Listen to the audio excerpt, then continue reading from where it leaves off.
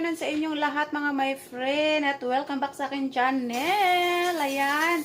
And for today's video mga my friend, magluluto ako ng pork chop barbecue. Ayan, ipapakita ko sa inyo yung aking mga ingredients. Ayan na nga. Ayan, meron tayong pork chop. And then yung ating barbecue sauce. Ayan to, original barbecue sauce. Ayan. Then meron tayong paminta, ground pepper, and then salt.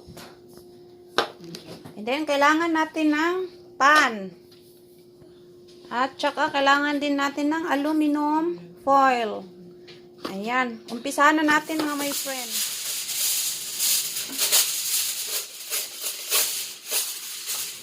Ayan, pasensya na kayo. Ganito yung aking suot dahil bago akong gising. Bagong gising mga my friend. Why not Mom helping you? You old Mama. Ayan, ilagay natin yung ating pork chop. You can probably get Mama said, cause don't be loud. That's why. She never even said that. Yeah. Ayan, lagay lang natin yung pork chop. There you go.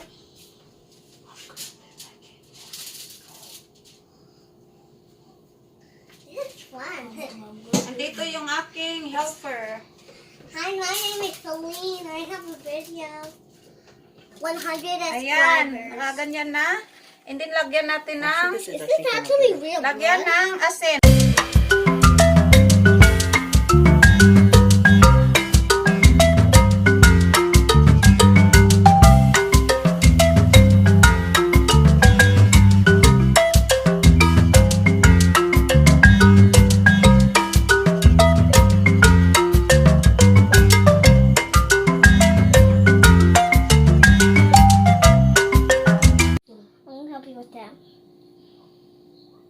I'm playing because it's full. Don't do this by yourself, guys. Always, Ayan. always Tapos call your ano lang natin mom yung or ano, dad. pepper. Yes, Pepper. We're gonna. Kasi Can I help you? di nalagay ano.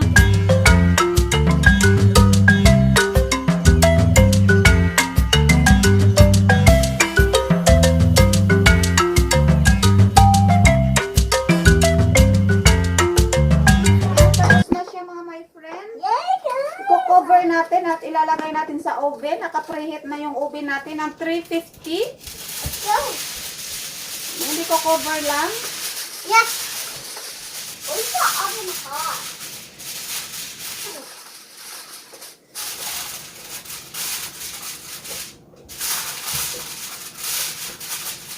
Ayan.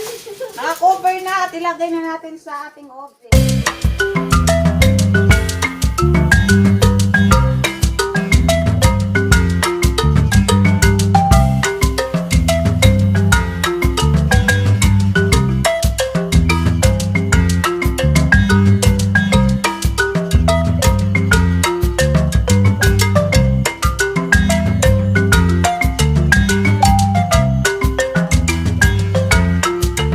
Ayan, kinover ko ulit siya mga my friend at babalik ulit sa oven mga my friend. Ibabalik sa oven and then maghihintay tayo ulit ng 25 minutes and then it's done.